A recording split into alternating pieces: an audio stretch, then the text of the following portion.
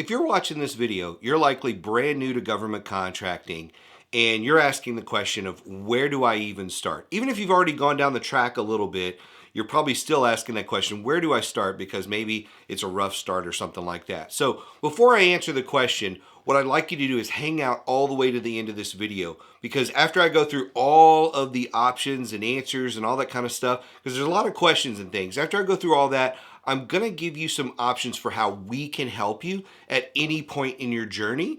And there's entry level stuff, there's coaching and all that kind of stuff. I'm going to review that for you towards the end of this video. So let's dive in and talk a little bit about this journey. Now, before you actually dive in and start your government contracting journey, one of the things I recommend is that you actually determine if government contracting is the right answer for you, because sometimes it's not. Sometimes it's not a good solution for your business. Now, case in point, one of the first reasons that it may not be a good solution for you is, let's say you just left your corporate job, you just started your company's literally a month or two old. You don't have a lot of corporate past performance with your brand new company. It's brand new. You're going to struggle to get some government contracts. So out of the gate in that situation, when you're really brand new, a lot of times I recommend you go get some commercial clients before you do the government side. Now, one of the reasons you may have gotten out of your corporate job is somebody at your government job said, "Hey, Mike, I would really like to award this contract to you. If you went out on your own, we do that." And so you go out on your own and actually you start your company with a government contract. So sometimes it's a little bit different. You never know what situation brought you into your government contracting business. But I just want to caution folks that say, you know what? It's a good idea to start a government contracting business. You have no experience in the field. You don't have any customers to speak of in your current business. And now you're trying to start a government contracting business. So I really want to caution that. One of the second things that I want to caution is there's this big myth that if you get a status, woman-owned, SDVOSB, that service disabled veteran-owned, 8A, economically disadvantaged, hub zone, any of those kind of things, that is a golden ticket to get contracts. And it's just not the case. It's a complete myth. Now, will it help your business? Absolutely. It will help your business. But if I go back to the first question, and let's say you're brand new, you have no past performance, you don't have any customers or anything like that, your status is not going to help you that much. Because guess what? Every contract that you compete on that's WSB, SDVOSB, 8A, whatever it may be, all of the other contractors bidding on it are also that status. So it's really a level playing field, and you've got to differentiate on value and past performance, and you don't have that yet. So that status is not the golden ticket to getting you all the contracts and things that you want. So one more decision that you need to make before you jump into government contracting is you need to see if there's a market for what you sell. Now, the government buys almost everything you can imagine under the sun, but before we go and chase down the market, we need to look up what your NAICS codes are, maybe your PSC codes. If you don't know what those are, you can Google them. That's not really for this video, but you need to go and look up that and figure out, based on the products and service you sell, which NAICS codes match up to that. And then you need to go and do some research in either usaspending.gov or sam.gov and see, does the government buy what you sell? If the government doesn't buy what you sell, it's an easy decision not to go down that path. If the government does buy what you sell, then it's an easier decision to say, hey, who should I focus on? I once had this client who came to me and said, Mike, based on what I sell, I've been told that the Department of Transportation buys what I sell. And we've been trying to get in there for like 3 years and we can't sell anything. And I said, well, let me run the numbers. So I ran the numbers and I'm like, well, the problem is you're selling to the wrong agency. You really need to sell what you sell to actually the Army Corps of Engineers. And in fact, there's 3 things that you sell. The one thing that you think that the government would buy the most of, they don't buy any of. And there's this other thing you sell, they buy a lot of that. So we not only need to shift gears of what you're trying to sell to the government, we need to shift gears on what agency you're trying to sell. And so you need to do that research before you get in, or have somebody help you like us or whoever, You need to do that research before you get in, or else you could spin your wheels for years trying to figure out how to sell to an agency that doesn't really buy what you sell. So next, now that we've figured out the agencies, we need to zero in on that. There may be 10 agencies that buy what you sell. We need to zero in on just 2 or 3 specific agencies that you could focus on. Because when you're new, the worst thing that you can do is spread yourself really, really thin. So we're going to go really, instead of going a mile wide and an inch deep across all the government, we're really going to focus on going about an inch wide and a mile deep in just 1 or 2 agencies, learning their org chart, all that kind of stuff, who the buyers are, those kind of things. And then once we start to figure that out, then we start to look at how they buy what you sell. What contracting vehicles are they using? Are they using SAM.gov? Are they using NASA SOUP, OASIS, or some other vehicle that if you don't have that vehicle, it's going to make it difficult for you to sell to them?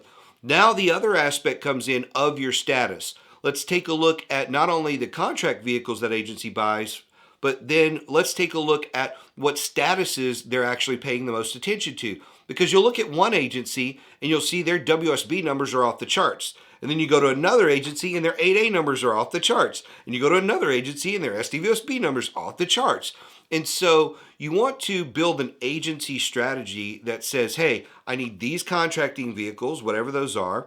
I need these statuses. And if you don't have those statuses, I need teaming partners for those statuses. And now you're starting to build a strategy to actually attack those agencies to go after work. And that's where a lot of the magic happens. So before you start calling on agencies and asking them for work, one of the things you need to do is start to map your value. So what value do you really provide? What metrics can you put in to your story so that when you call them, you actually have a compelling story that makes them want to listen to you? Because most people tend to put together a corporate overview and a 45-second pitch that sounds something like this. Hey, my name is Mike Lejeune. I work for RSM Federal, and we help government contractors win more government contracts because we were founded on integrity and excellence and honor and commitment, and we're going to be there to see you through to the end because we're former military soldiers, and we know how to work as a team and keep you together and blah, blah, blah, blah, blah. Like, there's no value in that statement for the most part. The only thing I've really told them is my company works with a certain other type of industry. That's about all I've told them. But we want to come out and actually give them some metrics on the value you provide. So like for us, when I'm talking to a client and they say, so tell me a little bit about yourself. I'll say, hey, I'm Mike Lejeune. I've been with the company since the beginning. Our focus is to help government contractors win more contracts. In fact, and this is where the data comes in, we've helped our clients over the last 8 years win over $13.5 billion in direct awards and another $30 billion in government contracts. We've helped over 20,000 companies in the government contracting space, and I think we can help you. We have one of the world's #1 podcasts. More people listen to us than just about anybody else when it comes to government contracting. And we have not 1, not 2, not 3, but 4 Amazon #1 best-selling books on government contracting. And so by this point, I could probably shut up because I've wowed that other person with some data, some facts about our company and some of the value and things like that. It's even if I only have 1 or 2 points of data, it's better than saying we were founded on integrity and excellence. You know, and okay, well, there's 50 other companies I've talked to this week alone that have said that. So how do you separate yourself? You need to sit down and do that value mapping process to figure out what value you provide. And then you will start to create your marketing materials like your capability statement. Your capability statement is the #1 marketing tool that you're going to use for everything you do in government. Everybody's going to ask you for that. Contracting officers, PMs, teaming partners, they're all going to ask for that kind of stuff from you. So get your value straight, then create your marketing materials. Now, at this point, you're probably saying, okay, now it's time to call a contracting officer. Not yet. So before I call a contracting officer, one of the things I want to do is actually reach out to their small business office. Why would I do that? Well, #1, you're a small business and the small business office is an advocate for you. And so you're going to go and talk to the small business office. You're going to ask them a whole bunch of questions. Again, that's not for this video. There's other videos that I have on that stuff. But you're going to go and ask them a bunch of questions to not only build a relationship with them, but to get a referral to a contracting officer. And so you dig for some intelligence with them. You show them that you've done a little bit of homework. You've gone on the agency website, maybe looked at their forecast, that sort of thing. You've determined that the agency buys what you sell. And now instead of blindly calling around the agency and talking to contracting officers who you don't know if they're the right ones, you can say, hey, Bob, which contracting officer should I be speaking to? And you can say, oh, well, you need to be talking to Susan. So now it's time to call the contracting officer and introduce yourself. And now you can call in and say, hey, Susan, I was talking to Bob over in the small business office and he recommended I give you a call. I've been doing my homework on the agency, looking at your forecast, looking at this, looking at that. And I'd really like to just talk to you for a couple of minutes today, maybe schedule a capabilities brief with you at some point in the near future so you can learn a little bit more about me as well. How does that sound? Now, I've kind of shrunk that down for time, but you see the order there? I talked to the small business rep, I gathered some intelligence, and then I went to the contracting officer with a warm referral from them. And so now I'm not just this cold call coming in, and it's like I've changed the game on how I approach that contracting officer, and that's made the world of the difference for you. So let's talk about teaming partners now. So in addition to talking to contracting officers and gathering intelligence, one of the things that you're going to want to start doing is reaching out to teaming partners. See, when you're brand new, 70 to 80% of your pipeline should be teaming opportunities where you're the sub, or there's an opportunity for a prime to sub to you because of your status, but they're going to be the backbone in a lot of your past performance. So you really need to build these teaming relationships. But listen to the order that we went in. We went small business office, contracting officer, then teaming. We want to bring opportunities to these potential teaming partners to say, hey, I've been talking to the government. The government likes what we have to say. They'd like to do this. I think there's going to be an RFP that comes out on this. I know you're already working here. Let's team up and do this. Either I'll sub to you or you can sub to me. Either way, it doesn't matter, but let's do this together. You want to do that because most companies win their first contract through a subprime relationship like that. And so that's a quick way to get some wins and build past performance. See, your first year or two in business, your goal is to build past performance so you can really accelerate as you grow. And so whatever it takes to do that, and a lot of times it takes having a really good subprime relationship with another company out there. In addition to building past performance, one of the reasons I like to talk about teaming is you learn a lot from teaming, especially when you're the sub. You get to follow along with RFPs. You get to see how they do them, how they write RFPs, which system they're using. Are they using the Shipley method? Are they using some other color team method? Like, what are they using to actually go through that process? How are they writing them? How do they look when they're submitted? All that kind of stuff. You learn a lot of lingo and all those things. And you get to meet different team members throughout the prime. And so it's really valuable learning experience. It's a hands-on learning experience that ultimately, if you win, you get paid for. So I highly recommend that for that reason. It'll just blow your mind how much you're going to learn from the teaming relationship. So at this point, it's really rinse and repeat for you. So now that you've gone through and you've learned how to gather intelligence from small business offices, from contracting officers, you've learned how to build relationships with teaming partners. Now it's rinse and repeat throughout that same organization. Say, stay in the same agency, meet more contracting officers in the agency. If that agency has multiple silos, start hitting multiple silos in that agency that buy what you sell. So now again, you're focused in one area of the government instead of all over the place. And as you start to go through that one agency, you can have those soft referrals again of, hey, I was talking to Susan, the contracting officer on that team, and she mentioned that you guys also buy this stuff over here, Jeremy. Okay, so it's a soft referral over there to that side of things. And now you're having that conversation with that person. And so do that, rinse and repeat throughout that agency until you've exhausted it and you're winning contracts before you go into another agency. So I highly recommend that. Now, the one thing I didn't touch on are opportunities that show up on SAM.gov. Because a lot of people just look at opportunities that come on SAM.gov and say, hey, that's all I'm going to do. I'm going to respond to those. Look, by the time it's gotten there, a lot of times the government has somebody in mind. They've been talking to other people. So your chances are pretty small. But what I do recommend is sitting down and going through a bid, no bid strategy. In our system, Federal Access, there's a 35 question Excel spreadsheet where you answer yes, no, and you go through that. And as you get to the end of it, you can determine, hey, based on the percentages here, should I go after this opportunity or should I not? It may take you 10 or 15 minutes, 20 minutes the first time you go through that questionnaire. Then after that, you're going to fly through that questionnaire really, really fast. But I recommend you use that bid no bid strategy to determine, should I chase this RFP? Because the worst thing you can do is spin your wheels on stuff you're never going to win. And I hear that a lot from people. They're like, Mike, I've been chasing RFPs for last year and I haven't won a single one. Well, why is that? Well, because we just respond to stuff that we have 1 or 2 weeks to respond to. We don't really know the customer. We don't have a teaming partner. We don't have the past performance. We're really just throwing up a Hail Mary. And I'm like, well, that's why you're losing.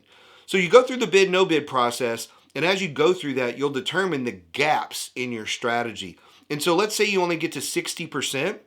Well, maybe to get to 85, 90% chance of winning, you've got to find a teaming partner. Maybe the teaming partner needs to be a WSB or something like that. And they need to have certain past performance that you don't have and all those kind of things. And you find the right teaming partner, and that takes you from a 60 to an 85, 90%.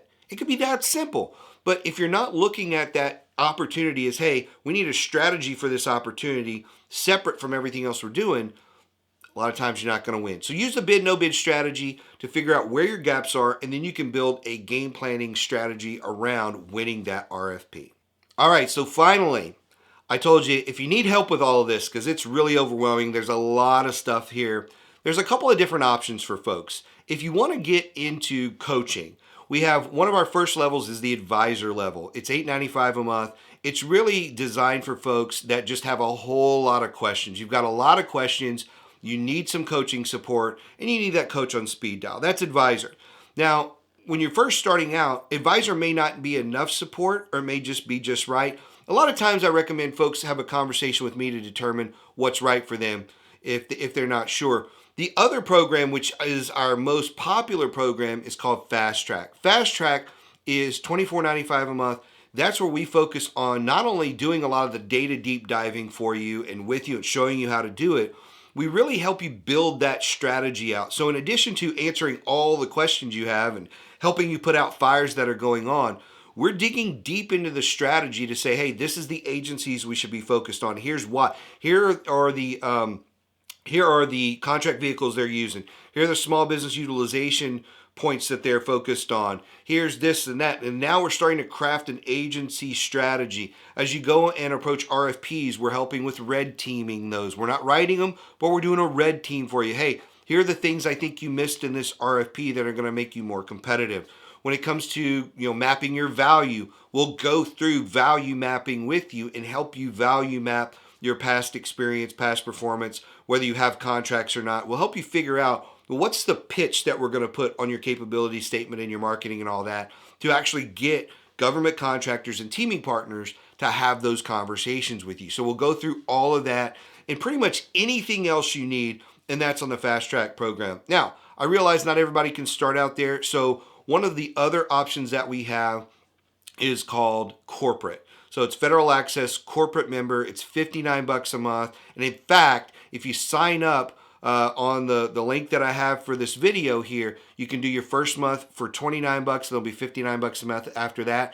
On that, I kind of call that the do-it-yourself coaching program. There's over 300 documents and templates in the system that you have access to. There's over 30, 35 webinars, and there's another 100 training videos. But one of the most important aspects of Federal Access is you actually get SME support. So you'll be able to email us your questions and say, hey, Mike, I've got a meeting with a contracting officer tomorrow. Here's kind of what's going on. Give me some direction. And I'll be able to write up a couple of paragraphs to give you some direction. Or you hear back from a teaming partner and they're like, Mike, they said 3 things I've never even heard of. I tried to Google it, but I just don't understand what's going on. I need to get back to them. Can you help me with this? And we'll help you with that. So our email support is outstanding. Myself, my partner Josh monitor that, and we're there to help you with all that. So at a minimum, I encourage you, if you are not in our system, like if you're watching this video and you're not a Federal Access member, I would say at a minimum, join up today on the corporate level, that $59 a month. You're going to get it today for $29. Start there. Yes, your next months are $59 after that, but you'll start today for $29. There's also a digital copy of the government sales manual that comes on this plan. It's in the foundations module. But start there. Get into our ecosystem so you have access to all the tools that are in there and the training that's in there, the support, all that kind of stuff. You'll get weekly emails that tell you about new content and all those kind of things that you need to be checking out. And then again, we're there to support you, but start there at a minimum. And then if you need anything else at any point in your journey, you can hop up into one of the coaching programs. Everything we have is month to month. There's no contracts or anything like that. So you could start on corporate and then decide you need some more hand holding. You could jump up to advisor or fast track or whatever it is. You could start in fast track, do a month or two of that, and then downgrade into corporate so you have the support. We're really flexible because we want it to be what you need when you need it. But again, I'll stress this one last time. At a minimum, if you are not in federal access as at least a corporate member, I suggest you start there today. Let me know if you have any questions, and we'll see you next time.